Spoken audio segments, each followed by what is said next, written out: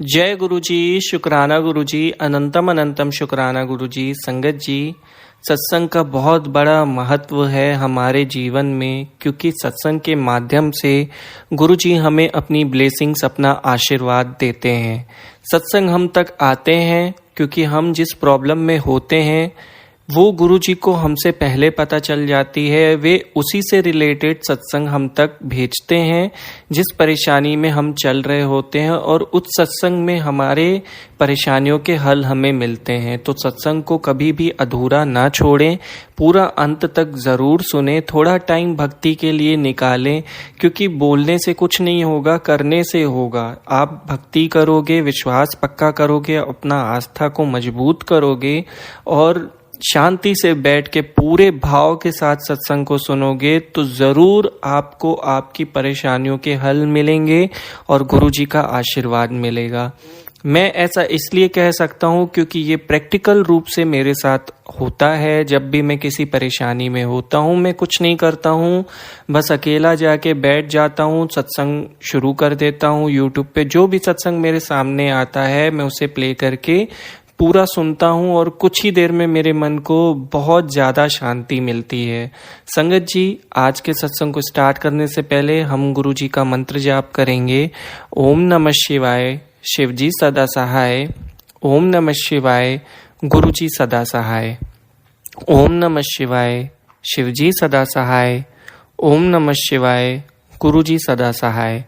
यह सत्संग गुरु जी की प्यारी बेटी किरण सिकरी आंटी जी का है।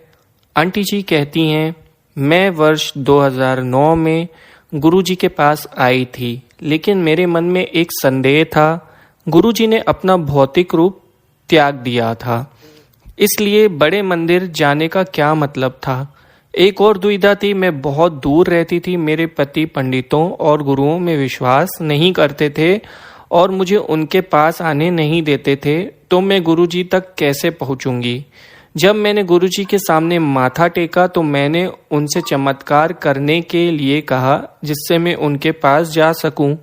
मात्र 2 सप्ताह बाद मैं पवित्र शिवरात्रि के अवसर पर बड़े मंदिर जा सकी और मेरे पति मेरे साथ थे।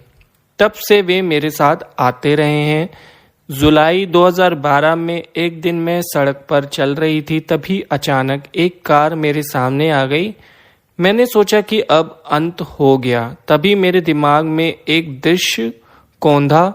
मैंने देखा कि कार ने मुझे टक्कर मारी, मुझे हवा में उछाल दिया और मेरा शरीर जमीन पर गिर गया। जमीन पर खून के छिट्टे पड़े थे। वापस सड़क पर आकर और सामान्य दृष्टि से मैंने पाया कि कार ने बस मुझे छूकर गुजरा था और मैं बिल्कुल ठीक थी। मुझे एक भी खरोच नहीं आई थी। अगर गुरुजी ना होते तो मुझे नहीं पता कि मेरा क्या होता। उन्होंने मुझे दिखा दिया था कि मेरे साथ क्या होने वाला था और मुझे एक नए जीवन का आशीर्वाद दिया था। यह ना तो मेरा पहला और ना ही आखिरी स्वप्न था। एक शाम जब मैं झपकी ले रही थी तो मैंने महसूस किया कि किसी ने मेरे हाथ पर 396 नंबर लिखा है और कहा कि यह मेरा भाग्यशाली नंबर है। जब मैं उठी तो मैं समझ नहीं पाई कि उस नंबर का मतलब हो सकता है।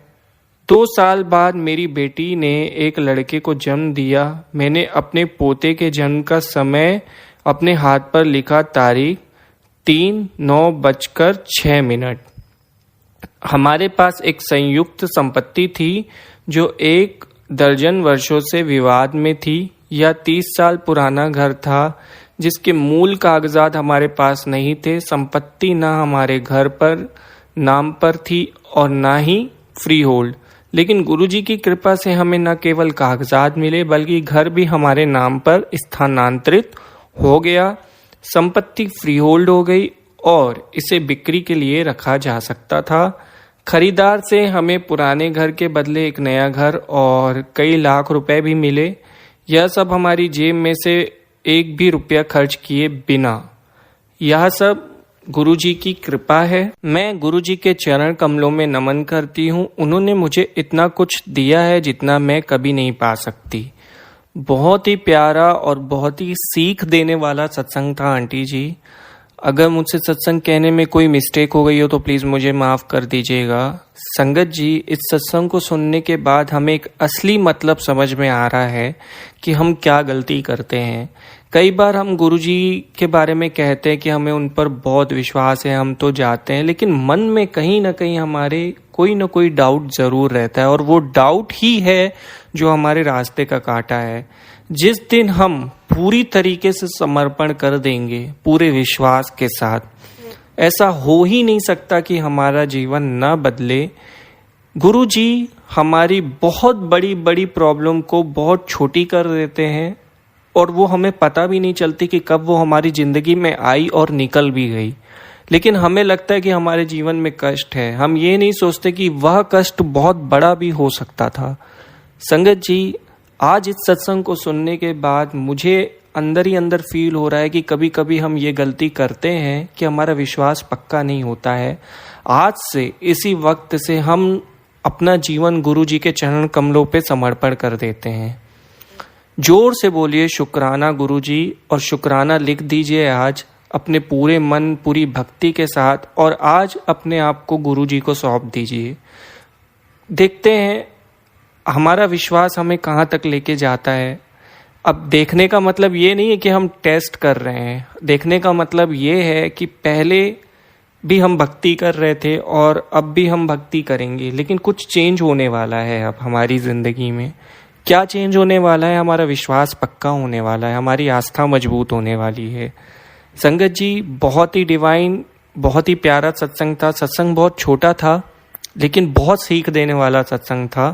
सत्संग को अपने प्रियजनों के साथ जरूर शेयर करें और ज़्यादा से ज़्यादा ब्लेसिंग शेयर करें गुरु जी की, जितनी ज़्यादा हो सके। संगत जी, अगर आप भी अपना सत्संग शेयर करना चाहते हैं, डिस्क्रिप्शन में मेल आईडी है, वहाँ भेजिए, हम उसे ज़रूर शेयर करेंगे। और ऐसे ही प्यारे प्यारे सत्संग सुनने के लिए गुरु जी के चैनल को सब्सक्राइब करिए, बेल आइकॉन नोटिफिकेशन को ऑन कर दीजिए। जाने से पहले गुरु जी का मंत्र जाप करेंगे। ओम नमः शिवाय, शिवजी सदा सहाय।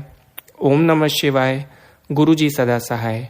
जय गुरु जी, शुक्राना गुरु जी, अनंतम अनंतम शुक्राना गुरु जी। जय गुरु जी, संगत जी।